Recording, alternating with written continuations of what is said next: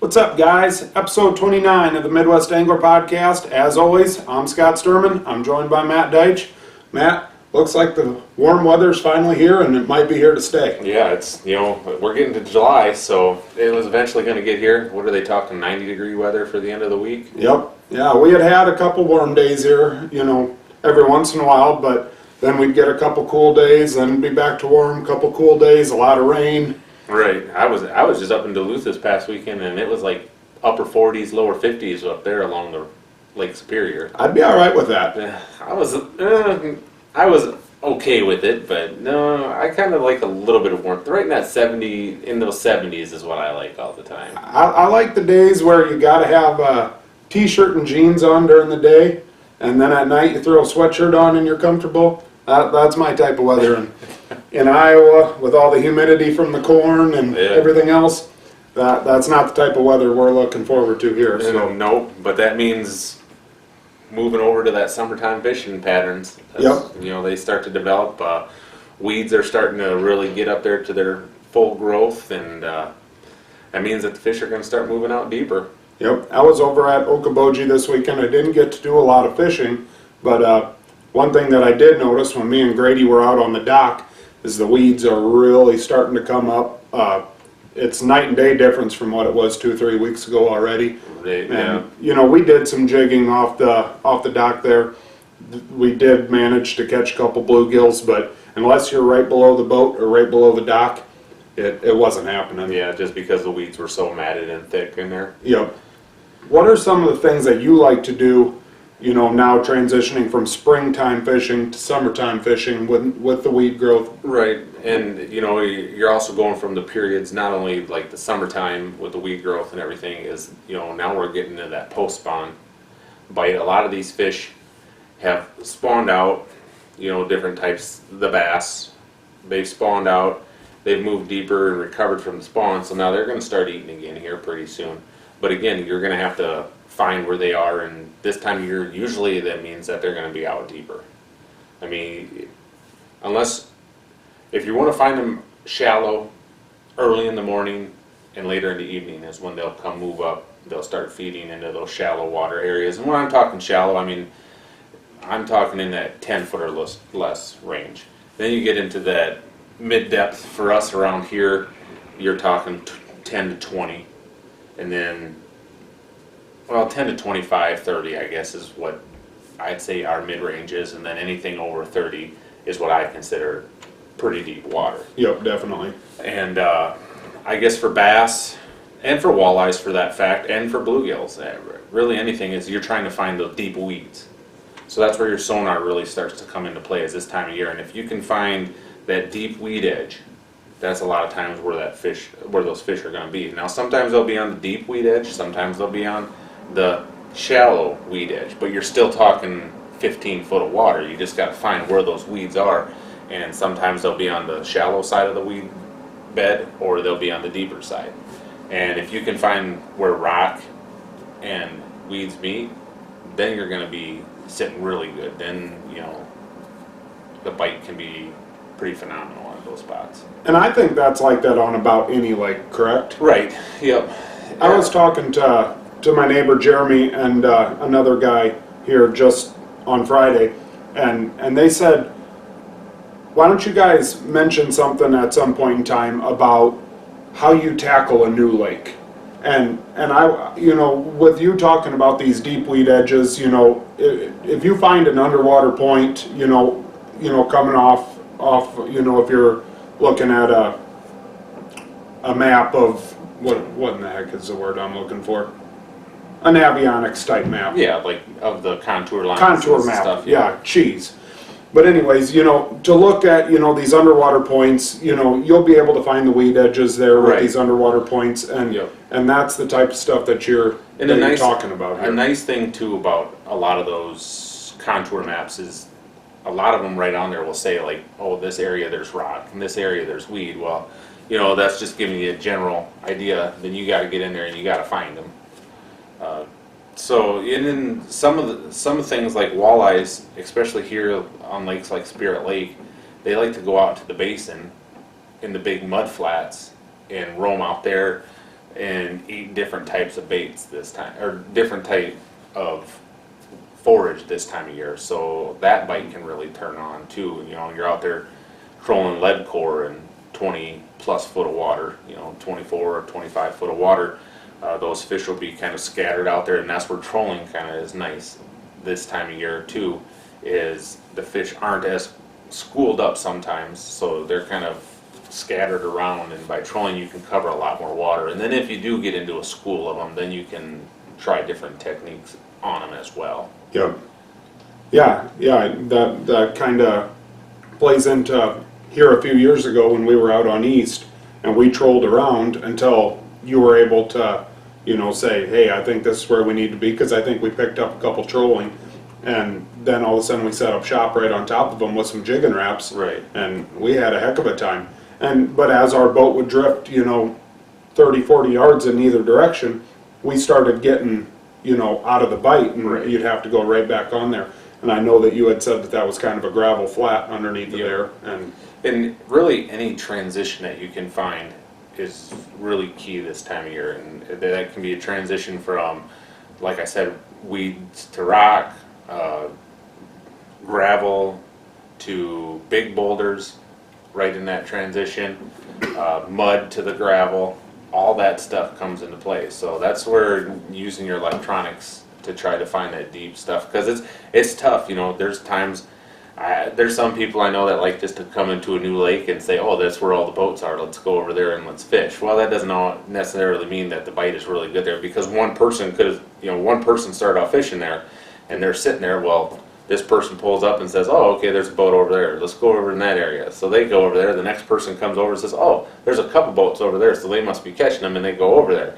And pretty soon everybody's like, oh, these guys are, what's this guy sitting over here for? And, you know, they pull up and they leave. Well, sometimes it's about using your sonar and kind of looking at the map. And when we've talked about that too, if one of those guys happened to get some information from one of his buddies that they had caught him there a couple days ago, them fish could be gone. That Right. bite might be turned off there, and Right. and it's done. But yeah, I think, you know, a good rule of thumb right now, like you said, for bass and for walleye, find that deep weed edge, find Right. any weed edge, and either troll along those weed edges or cast up into those weed edges. Yeah. finesse, a lot of times, well, you know, when you're talking trolling too, this time of year, people like to speed it up. Speed those lures up. You know, the water's warm, the fish are more active, so they're getting after it, and don't be afraid to troll up there over 3 miles per hour. I mean, there are some people that really like doing that. I've mentioned lead core. What lead core is, for people that don't know what that is, it's a trolling technique for walleyes. It's a line that's kind of like a braid kind of nylon line, and the core of it is lead. Like, it's all like one solid piece of lead. So that in turn, you get these shallower running crankbaits that are smaller, so that'll get those down deeper. So you can take a number 5 shad rats, we'll say, and they normally run from 5 to 9 foot of water, well, maybe 5 to 7 foot of water. Well, you can put it on that lead core line, and then when you start letting more of that lead core line out, it sinks down into the water, which in turn gets that lure, the smaller lure, down there deeper. And this time of year, the fish are starting to feed on smaller bait fish. I mean, you gotta think, you gotta match the hatch. And a lot of these fish that spawned out, a lot of the fry are starting to get to that size where they're starting to feed on those. I know I caught some bass last week that they spit up some stuff in my boat, and they were just little tiny, maybe 1-inch minnows. Really? So it's just like, oh, okay, so maybe I'm using something a little bit too big. Maybe I need to get downsize it a little bit. So that's something to always think about this time of year. Yep. Another thing this time of year, we're not too far away from 4th of July. Right, and the lakes are getting busy. Yep.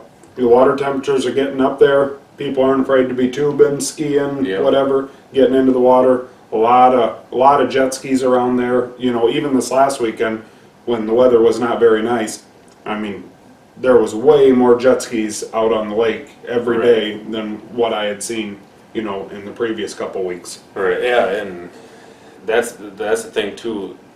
Why get out there early in the mornings? Yep. You know, beat the traffic. Get out there. It's not hot yet. You can, you know, the sun's coming up at 5 o'clock in the morning now. 5:30. Yeah, nobody likes having to get up in the mornings, but sometimes it's worth it to get out there and get 4-5 hours of fishing in. And when you really think about it, before a lot of those people are getting up and getting out on the lake to go drive around, and it's not 90 plus degrees out there, and so that's always a factor too.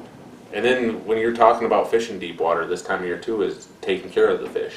Yeah. You know, you pull them up out of that deep water and their air bladder, you know, with the fish, they have an air bladder and everything like that. And when you pull them up, sometimes that thing can inflate and it won't go down and it kills the fish. So sometimes when you're out there fishing those deeper fish like that, you're probably going to end up having to keep some of them, because unless you can get them and return them pretty fast, it can not be good for them. Is that the problem with muskies too? It's not that the air bladder. It's just that the muskie is such a big fish. Like a lot of people this time of year, when the water starts getting up into that upper 70s, 80 degrees, they won't fish muskies anymore because of that warm water. And when that's the crazy thing about a muskie. For as big as they are and like the top dog of the predator chain of fish, when you catch one, it takes all their energy out of them. You know, and you catch a big muskie in warm water, it can kill it, just because of the fight and all the exertion that they're putting out and everything like that can not be good for them and end up dying. Yeah. Or you end up spending a lot of time trying to revive them. So that's a lot.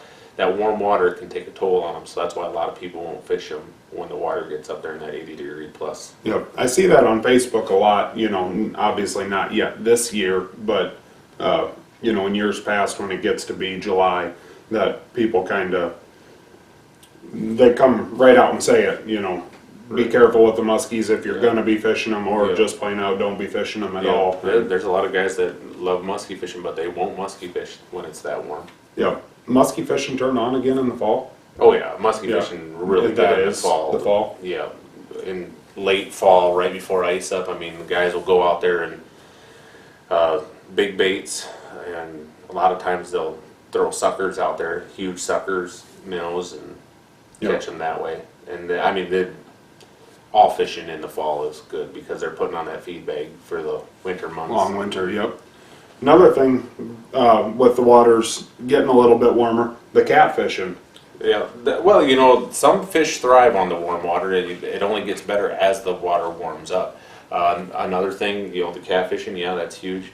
One fun thing about the warm water months is topwater bite for like bass and stuff. Yeah. That gets going, and there's nothing better than having one of those come up there and explode on a topwater. And again, you get out there early in the morning and late in the evening, or, you know, we're talking about all this deep water stuff. This time of year too, the weeds get matted up and everything like that, and the fish will go in the weeds. All fish. It's not just the bass that go in the weeds. It's not just the bluegills and the panfish that go in the weeds. I mean, there'll be northerns. There'll be walleyes up in there too. Don't be afraid to get up there and fish some of that shallow stuff. Yep. Another thing I really like to do, and it actually benefits me when the weeds get to be this high, is getting my kayak out. Yeah. And, you know, me and Dusty a lot, or just me by myself, I'll get over there to a place like Lake Pahoja or Okoboji, and when those weeds finally get to the surface, it actually works out really slick. I can kind of use it as an anchor. Yep. I'll figure out, you know, okay, this is where the weed line is, and I'll figure out which way the wind is coming from, and I'll let that wind push me right up into those weeds. Well, one of my, you know, on one side of my kayak is all weeds over here. On the other side is the weed line, and, you know, Right. good water. I'll jig off that side, and all those bluegills that are just running right down that weed line, Yep. you know, Just I cruising can along. hammer them. And, you know, that works good for me over at Lake Pahoja. But I kind of do, you know, something real similar over at Okoboji too.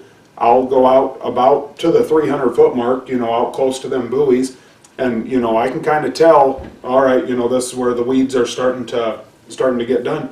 And I've caught a lot of different species of fish out there on Okoboji, getting out there early in the morning and sitting right out there. Right. I've caught walleyes, I've caught northerns, bluegills, crappies, yellow bass. That's one of those things, and we're starting to see a lot more boats come right along that buoy line now, up at Okoboji. Every single morning there's 5 or 6 boats right out there, and Right. I need to get, well, A, I need to get my kayak out, but B, I need to get my boat out too. And yeah, I kind of been getting hit with a bunch of stuff. I got a $600 bill to fix my pickup.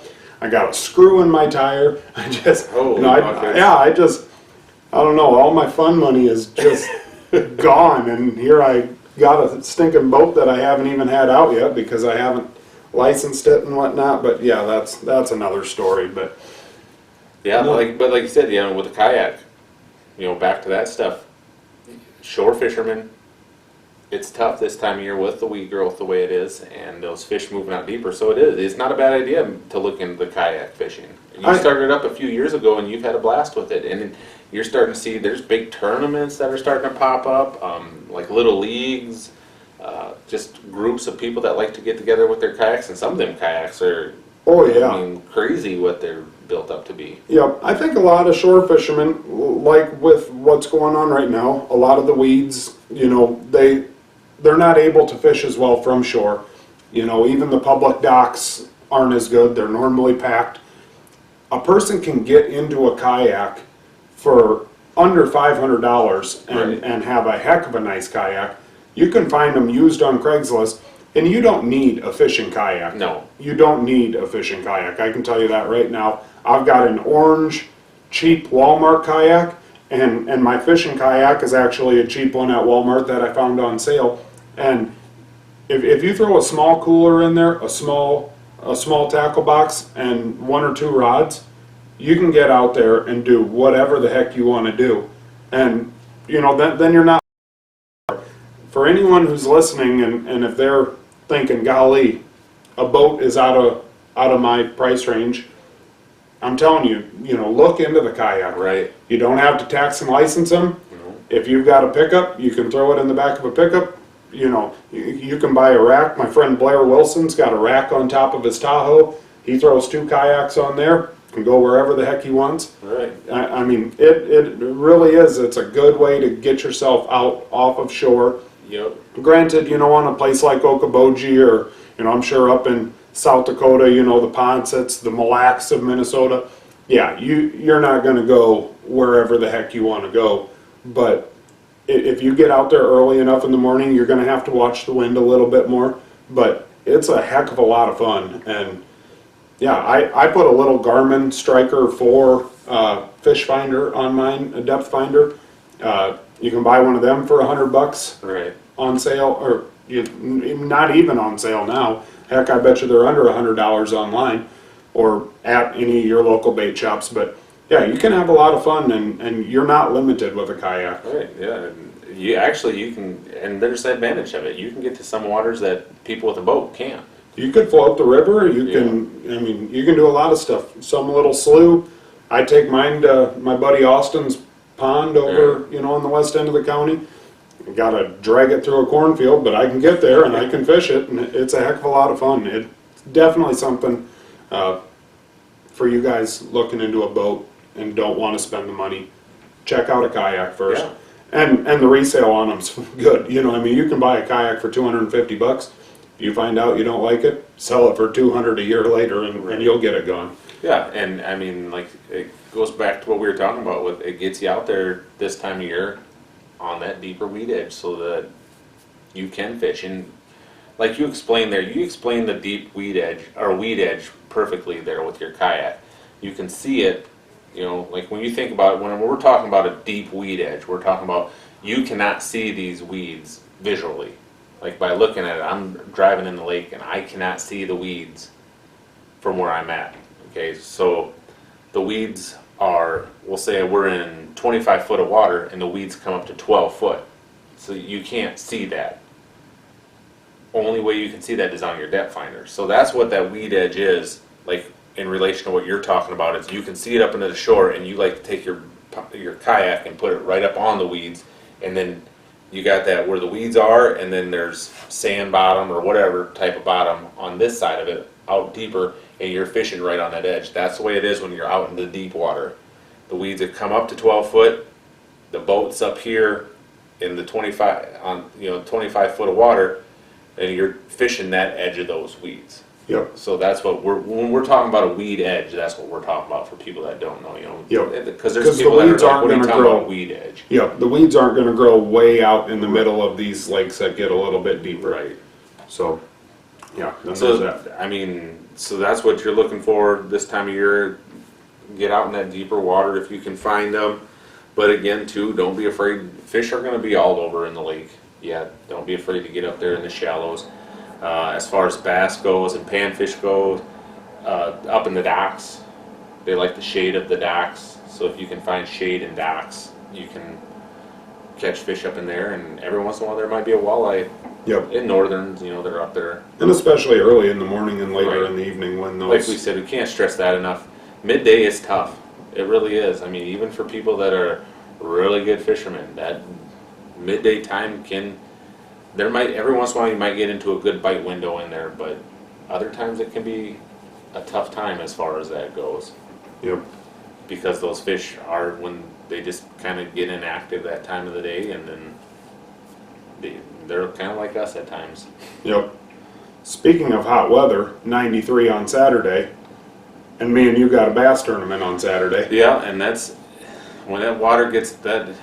The good thing is it goes till 1 o'clock, I think. So Is that right? I think it's like from 5 to 1. Okay. So hopefully we can be off the water before it gets too hot. But there again, this time of year, fishing tournaments and stuff like that, you got to watch that live well real close. Make sure that it's running all the time, getting oxygen in there. Some people will take some ice and throw ice in there to help keep that water cooler, to cool it down. But yeah, just because it doesn't take long inside of there for that water to get really warm in your live well, and it can kill the fish. So Yep. the goal is to keep them as lively as possible and have the least amount of shock on them so that you can release them back into the water. So Yep. And like in our tournament series, and I believe most tournament series, you can't weigh a dead fish.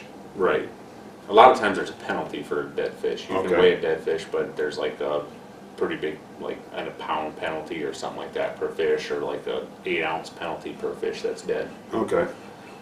That's kind of, I mean, the big circuits are that way too. Yep. You can't weigh a short fish. If you come in with a short fish, then you're disqualified. Disqualified.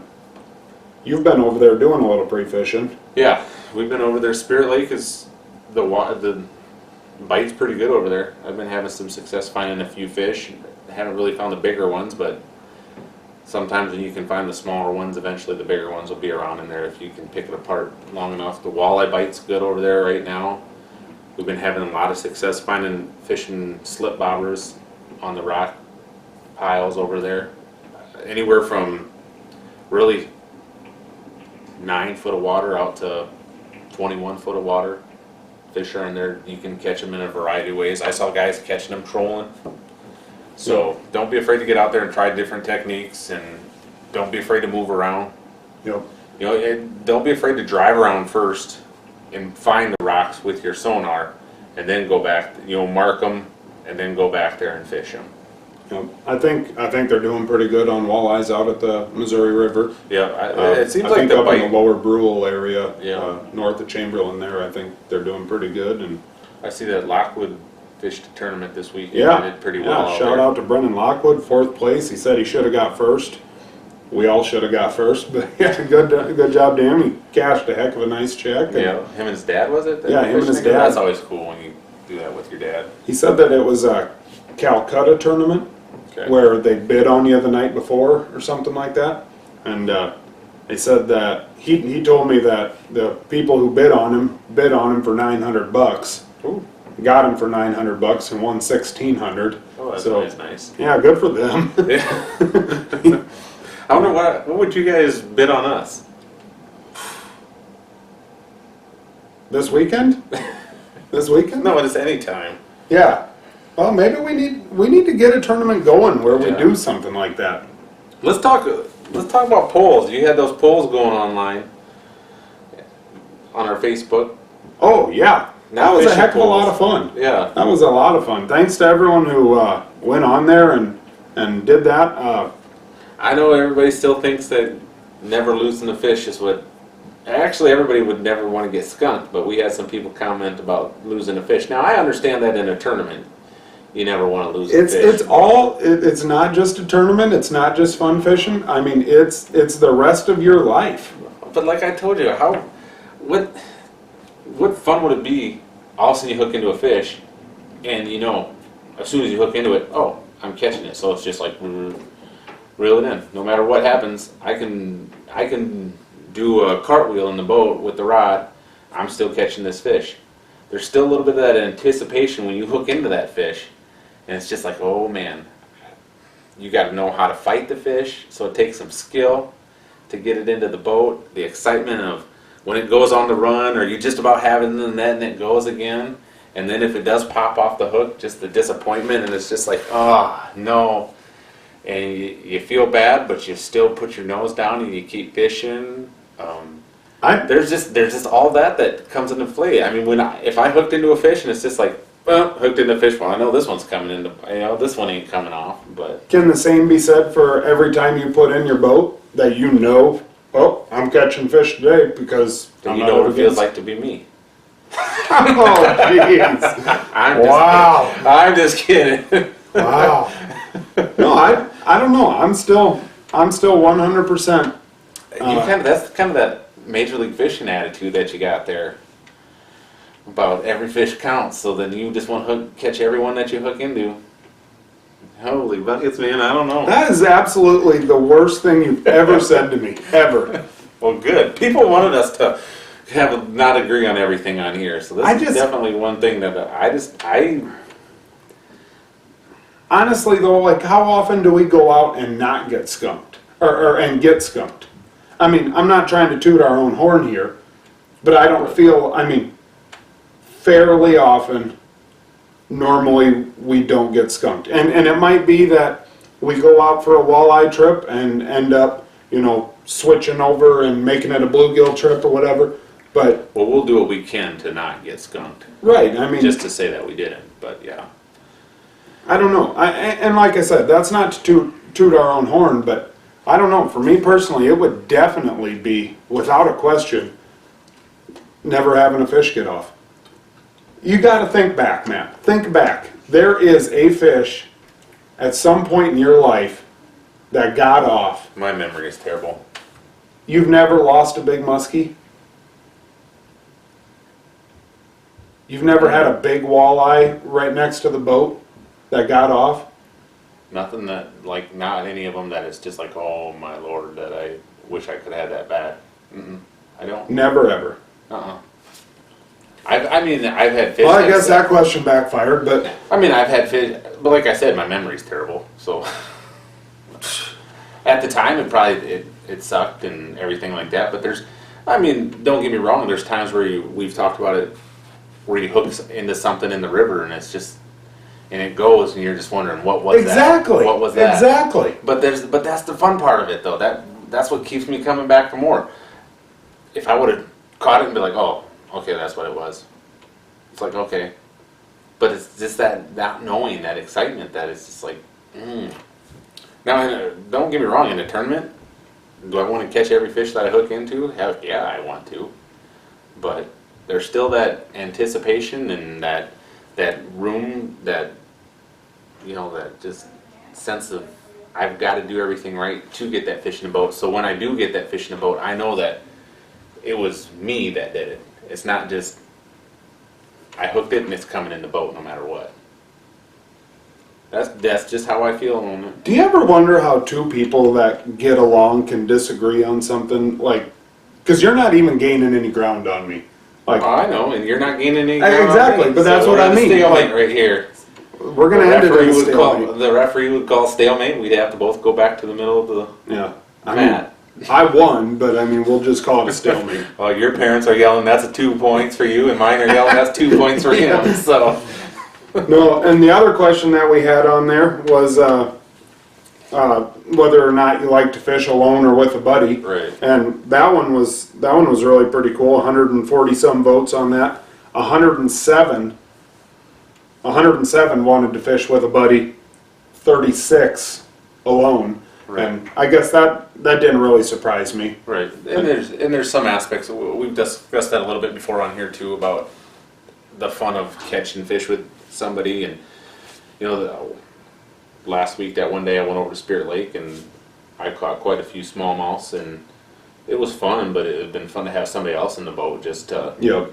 Maybe not only just for the fact for taking pictures and just having fun with somebody, but they could have tried something else, a different lure, especially when you're thinking in a pre-fishing situation. Yep, definitely. To see if, maybe, I'm catching them this way, but maybe if we were throwing this, we'd be catching bigger fish on this compared to a bunch of smaller ones. Yep. So. Yeah. Back to the results on that first question of the not getting skunked or never getting skunked or never losing a fish. The 147 people picked never get skunked. 50 people picked never have a fish get off. So I mean, yeah, I guess you got the people, but it's still wrong. So But you could still win. yeah, I mean, I'm not giving up hope until people are done voting. Well, even if it ends up like that, you could still win. I mean, it depends on the electoral college. No, we don't talk about politics on here, so. No. Yeah. Whoa. Whoa.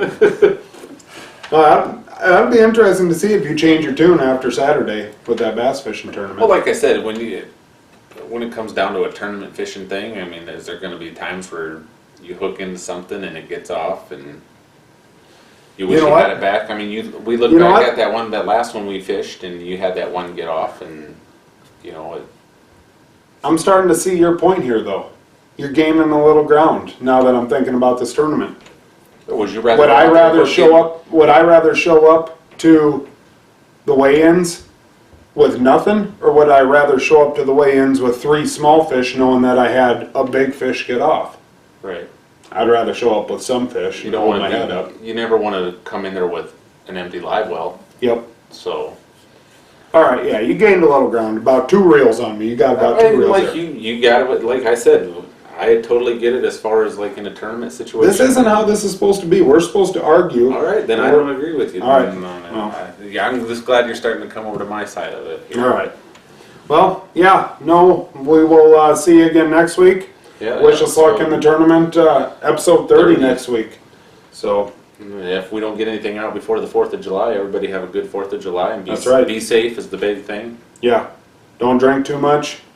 Watch out for crazy boaters. That's about it. Yep. See ya.